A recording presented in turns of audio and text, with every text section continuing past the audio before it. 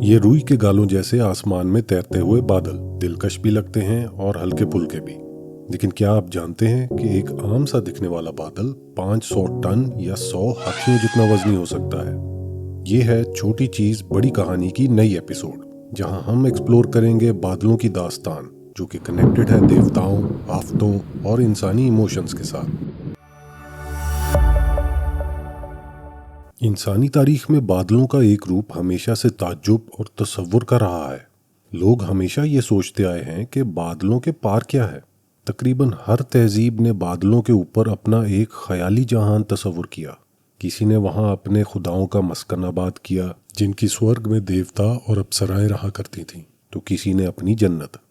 Greeks کے لیے ان بادلوں کے اوپر بسا تھا ماؤنٹ اولمپس، جہاں ان کے خدا رہا کرتے تھے، اور ان بادلوں پر حکومت تھی ان کے خداؤں کے بادشاہ زوس کی۔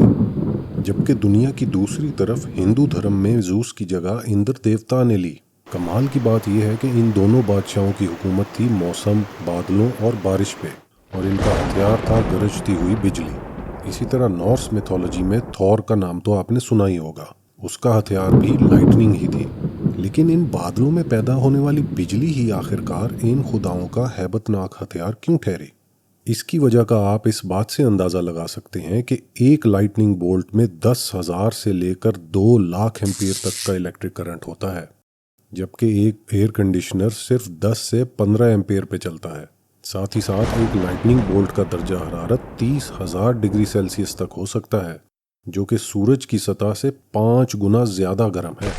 ایسی دل دہلا دینے والی تھنڈر اور جلا کے راکھ کر دینے والی لائٹننگ آخر کسی خدا کا ہی ہتھیار ہو سکتی تھی۔ آپ نے وہ مشہور fairy tale Jack and the beanstalk تو سنی ہوگی، جن میں بادلوں پہ جائنٹس بستے تھے۔ لیکن آج کی ماڈرن ڈیجیٹل ایج میں جب لوگ جائنٹس اور دیوتاؤں پہ یقین کم کرنے لگے ہیں، کلاؤڈ کا استعارہ بن گیا ہے مسکن ہمارے اس جائنٹ ڈیٹا کا جو ماضی کے خداؤں کی طرح آنکھ سے اوجھل بھی ہے اور ہر جگہ موجود بھی۔ خیر، ماضی کے قصے کہانیاں اب ہوئے پرانے۔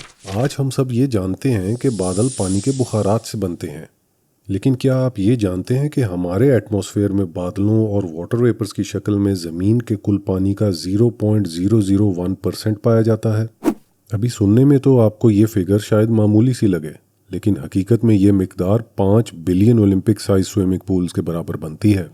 بادل اصل میں قدرت کے وشال واٹر سائیکل کا ڈیلیوری سسٹم ہے، جن کے بغیر ہمارے دریا، جھیلیں اور گلیشیئر خشک ہو جائیں اور ہماری زمین بھی بن بارش کے بنجر۔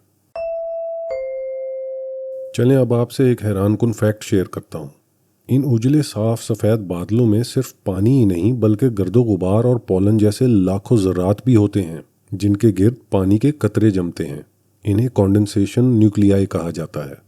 آپ نے شاید مصنوعی بارش کے لیے کی جانے والی کلاؤڈ سیڈنگ کا نام سنا ہوگا، جس میں اسی ڈسٹ کی جگہ سلور آیوڈائڈ یا ڈرائی آئس کے ذرات استعمال کیے جاتے ہیں، تاکہ بادلوں میں موجود چھوٹے چھوٹے بخارات ان کے گرد اکٹھے ہو کے بارش کے موٹے موٹے قطروں میں تبدیل ہو جائیں۔ بارش کو تو خدا کی رحمت مانا جاتا ہے، لیکن اگر یہ ضرورت سے زیادہ برس پڑے تو عذاب بھی بن سکتی ہے۔ ایسا ہی ایک فینومینن کلاؤڈ برسٹ کہلاتا ہے، جس میں کسی چھوٹے سے علاقے میں چند گھنٹوں میں 100 ملی میٹر سے زیادہ بارش ہو جاتی ہے، جو بہت تباہ کن ثابت ہو سکتی ہے۔ خیر، یہ تو تھی ان پیارے لگنے والے بادلوں کی خطرناک سائڈ۔ یہ بادل ہمیں سورج سے آنے والی گرمی سے ایک ڈھال کی طرح پروٹیکٹ بھی کرتے ہیں۔ اس کو البیڈو ایفیکٹ کہا جاتا ہے۔ یہی بادل رات کو زمین سے نکلنے والی گرمی کو سپیس میں جانے سے بھی روکتے ہیں۔ یوں یہ ایک قدرتی کمبل کی طرح زمین کو ضرورت سے زیادہ ٹھنڈا ہونے سے بچاتے ہیں۔ اس طرح بادل زمین کے کلائمیٹ کو ریگولیٹ کرتے ہیں۔ بادلوں کو سمجھنا اور ان کی موجودگی کا صحیح سے اندازہ لگانا آج بھی ہوائی اور بحری جہاز پہ سفر کرنے والوں کے لیے زندگی اور موت کا سوال ہوتا ہے۔ ماہرین موسمیات نے بادلوں کی 100 سے زیادہ اقسام کلاسیفائی کر رکھی ہیں، جن سب کی اپنی الگ الگ خصوصیات ہیں۔ 1950s میں جب US ویدر بیورو نے کلاؤڈز کی 10 اقسام کی فہرست بنائی تو اس میں کیومولونمبس کلاؤڈ کو نمبر 9 دیا گیا۔ یہ 60,000 فٹ کی بلندی تک پہنچنے والے سب سے اونچے بادل ہیں۔ اسی نسبت سے جب انگریزی زبان میں کوئی خوشی اور جذبات کی بلندیوں کو چھو رہا ہو تو کہا جاتا ہے کہ they are on cloud 9۔ بادل آج بھی ہمارے محاوروں اور پینٹنگز میں خوبصورتی اور جذبات کے اظہار کے لیے استعمال کیے جاتے ہیں، اور یہ چاہے کتنے ہی گہرے اور ڈارک کیوں نہ ہو، کہا جاتا ہے کہ ہر بادل میں ایک سلور لائننگ بھی ہوتی ہے۔